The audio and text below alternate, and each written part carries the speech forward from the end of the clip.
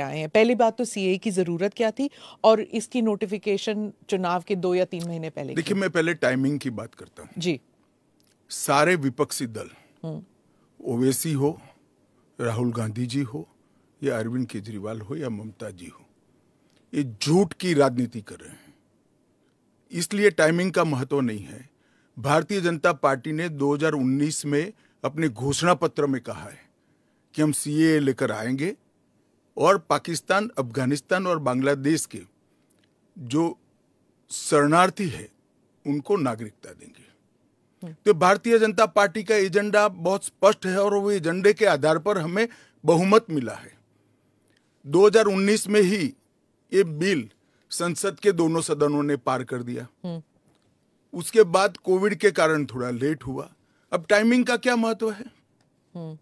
सरकार ने अपनी विल चुने जाने से पहले अभिव्यक्त कर दी है।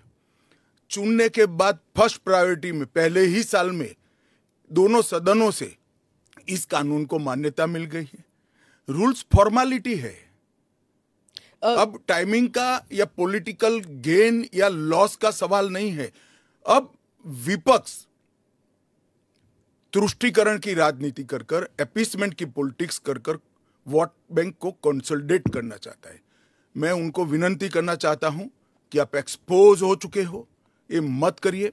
पूरे देश की जनता जानती है कि सीएए इस देश का कानून है और ये 4 साल में मैं कम से कम 41 बार बोला हूं कि ये होगा, चुनाव के पहले होगा। अब क्या मतलब है टाइमिंग का सवाल करने का?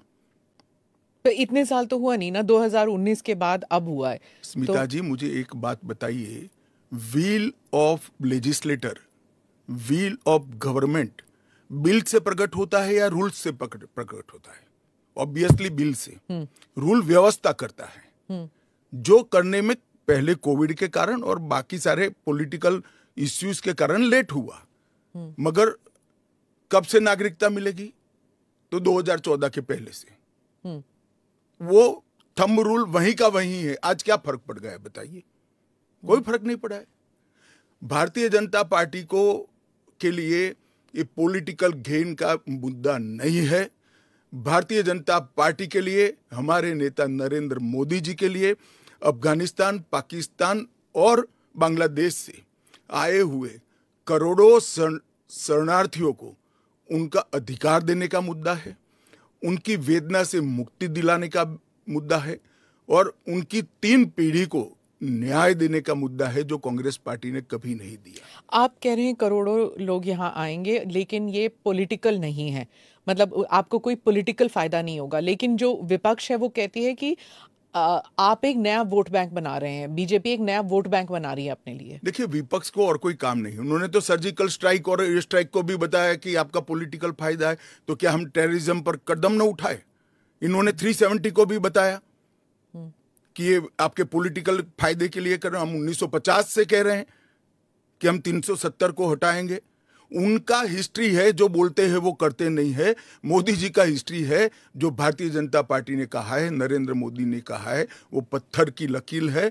मोदी की हर गारंटी पूरी होनी है। 2019 में आपने एएनआई को इंटरव्यू में कहा था कि जो हिंसा हुई थी उस वक्त, सीए के कारण जो हिंसा हुई थी उस वक्त आपने कहा था एक डिसइंफॉर्मेशन कैंपेन है और वो आप दूर नहीं कर पाए उस डिसइंफॉर्मेशन को, मिस इन्फॉर्मेशन, डिसइंफॉर्मेशन जो भी।